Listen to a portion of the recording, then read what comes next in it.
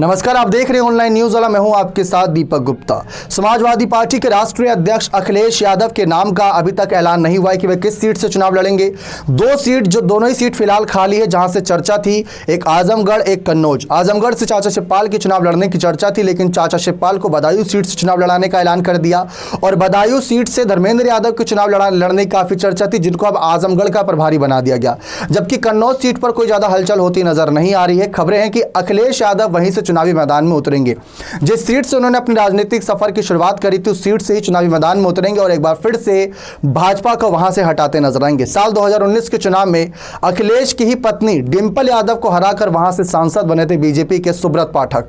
और सुब्रत पाठक ने जो तेवर दिखाए थे अखिलेश और अखिलेश के परिवार के खिलाफ, शायद अखिलेश वो बर्दाश्त नहीं किए और अब भावनात्मक रूप से वह सीट उनके साथ जुड़ चुकी है। इस वजह से खबरें इस ओर इशारा कर रहे हैं कि अखिलेश यादव इस सीट से ताल ठोकते नजर आ सकते हैं। सुब्रत पाठक के कुछ मामलों पर हाल ही में अखिलेश यादव ने खुलकर बयानबाजी भी की थी।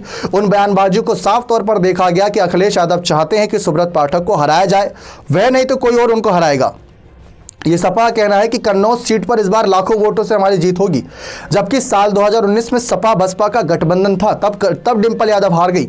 हार का डिफरेंस ज़्यादा नहीं था, लेकिन हार होती है तो पत्नी डिंपल यादव का हार का बदला लेना है, पारिवारिक सीट है उसको ही वापस लाना है। और अखिलेश भी अगर किसी अन्य सीट से चुनाव लड़ते हैं तो वहां पर जो प्रत्याशी आगे आना चाहते हैं मैदान में, उनको नुकसान हो सकता है। इसलिए हो सकता है कि अखिलेश आखिरी फाइनल डिसीजन यही ले कि कन्नौज से ही वह चुनाव लड़ेंगे। खबरें हैं कि आजमगढ़ से दिनेश लाल यादव निरहुआ को चुनावी मैदान में बीजेपी ने उतार दिया है और कन्नौज से सुब्रत पाठक को टिकट दे दिया। अब सपा को तय करना है कि इन दोनों सीट से किसको प्रत्याशी बनाते हैं।